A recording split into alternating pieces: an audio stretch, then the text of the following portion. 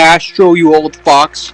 Get your beard on Air Force One. White House briefing room now. We're schooling the comrades on Marxist literature theory.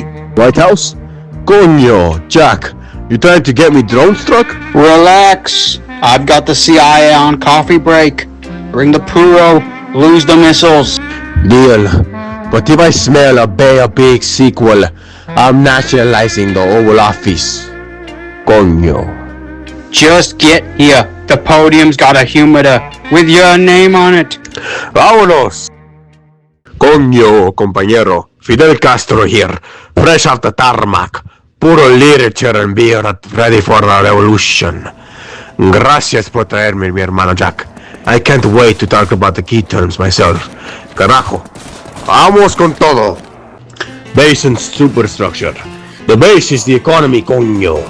Factories, land. What produces the dough. Superstructure is culture, books, laws that defend it. No base, no nothing, carajo. The base and superstructure. The economic base, relations, and forces of production determines the superstructure. Law, state, ideology, literature, which in turn stabilizes the base, forming a dialectal totality driven by class contradiction. The rich equip sucking the people's blood, owning everything. In literature, they're the fake heroes. The bourgeoisie, the ruling class that owns the means of production, expropriates surplus value from proletarian labor, and reproduces capitalist relations through ideological hegemony. Proletariat. Us, the hard workers sweating for the bourgeois. The real warriors in the stories. Us. The proletariat refers to the working class, wage laborers who do not own the means of production. Factories, land, tools, capital. Ideology. The riches lie so you think their death is normal. Pure propaganda, coño. Ideology, the superstructural veil woven by the ruling class to naturalize the relations of production, securing hegemony over the proletariat and obscuring class antagonism. Cultural hegemony. They control culture so you accept the that without complaining. Like Yankee movies selling the American dream. Cultural hegemony. The ideological domination by which the bourgeoisie secures proletarian consent to capitalist relations of production through superstructural institutions, education, media, literature, rendering class rule as common sense. Historical materialism.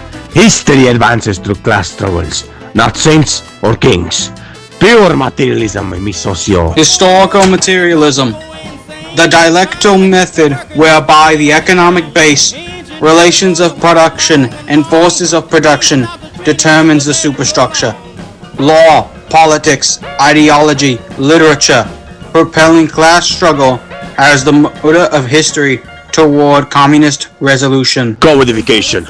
Everything turns into merchandise. Even people and novels sold like cattle. Commodification. The capitalist transformation of use value, human needs, labor, art, into exchange value, fetishizing the proletarian product as an alienated commodity within the bourgeoisie market. False consciousness. When the worker swallows the rich's bullshit and doesn't rise up. Wake up, cabron! False consciousness, the ideological mystification whereby the proletariat internalizes bourgeois hegemony, misrecognizing exploitative relations of production as natural or inevitable. Alienation. The worker lost from his own seat, empty like a broken drum. Alienation, the estrangement of the proletariat from their labor, its product, their fellow workers, and their human essence under a capitalist relation of production. Listo, compañero. Un abrazo cubano. Hasta la victoria siempre. Alright, Castro. That's a wrap. I'll admit, between the coños and the hico I needed subtitles just to keep up. Good thing I explained it myself. Otherwise, half the class would still be wondering if puro literature meant the cigar or the syllabus. Ask not what your country can do for your beard. Ask what your beard can do for clarity. See you in Havana, or maybe Hyannis Port.